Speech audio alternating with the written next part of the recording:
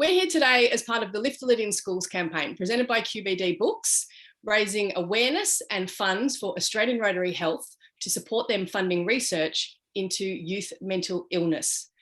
Today, we're joined by NRL superstar, Dally M Award winner, dual premiership player and dual State of Origin winner, James Tedesco. Most of you will know James for his NRL career, but his super fans will also know that he is an author of two books now, Hat Trick Teddy and Red versus Blue.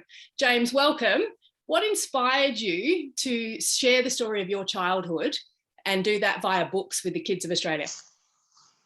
It was an idea that sort of came to me. Macmillan sort of approached me, the publishers, and we were wondering if I was interested in writing a few books, and just talking about my childhood and how my sort of love for footy came about and how I sort of got to achieve my dreams playing in the NRL. So it was sort of came to me with the idea, and I obviously had a really good childhood, and I feel like kids could really relate to how I grew up and how I sort of chased my dreams to play in the NRL. And I've always had a great connection with kids, whether it's visiting schools or a lot of my younger cousins and other young fans. I always have a lot of time for them and enjoy their energy. So it was a good fit, and I feel like even coming across kids now, or mums and dads, they were so excited to read the books, and there's been a good reaction from it. So I'm glad that kids have got something out of it.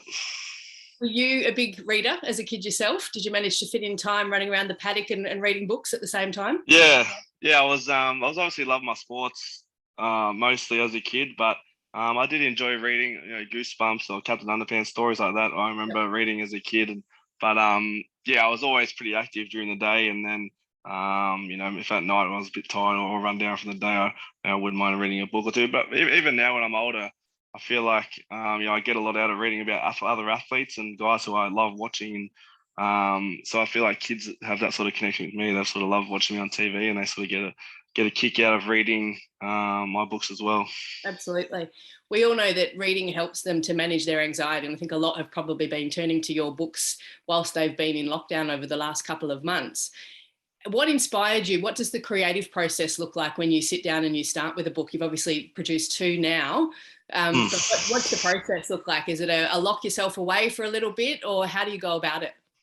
Yeah, sort of just reminisce on my childhood. I was on a conversations with my parents, have a few Zooms with them, and just it was good just to sort of think back of how I grew up and sort of things I did, or I went through. Especially I've got my friends in it as well. My mates, the real names are in there, and I'm still very close to them today. So it was good just thinking back to those good times as a kid. And my parents had a lot of things that I sort of forgot as well, how I was as a kid. So it was good just to implement that into a real life story. And obviously it wasn't all truth, but a lot of it was, and a lot of it was how I grew up. And I think that's what the best thing about it was, where it was kids can see how I grew up, and to where I am today. It gives them a lot of dreams to aspire to.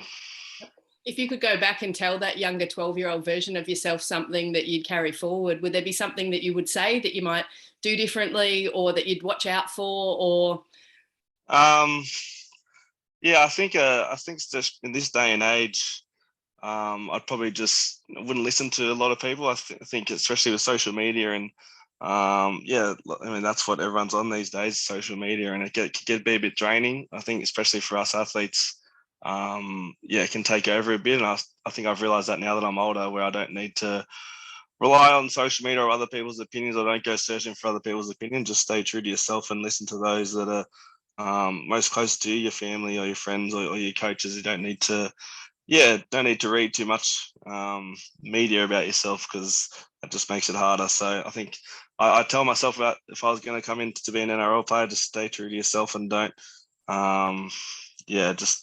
get caught up in reading too much about yourself. That's pretty good advice. Read a book instead.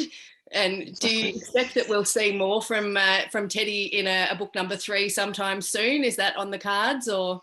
Yeah, I hope so. I haven't confirmed yet. I just confirmed the first 2, and then was obviously seeing how the feedback was. But the feedback's been really great. So hopefully I can write a couple more. I've obviously still got a lot of stories from my childhood and how I sort of got to where I am today. So I think kids would get a lot out of that, and yeah, it'd be exciting if I did get a chance, but we'll just have to see how we go.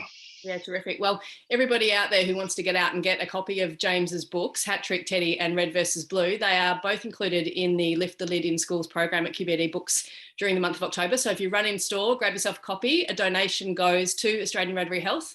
And James, thank you. Thank you for participating in our program, and thank you for your time today. Go and enjoy the break until you get back into pre-season. Good luck. Thanks, Cara. Thanks for having me. Cheers. Thank you. Cheers.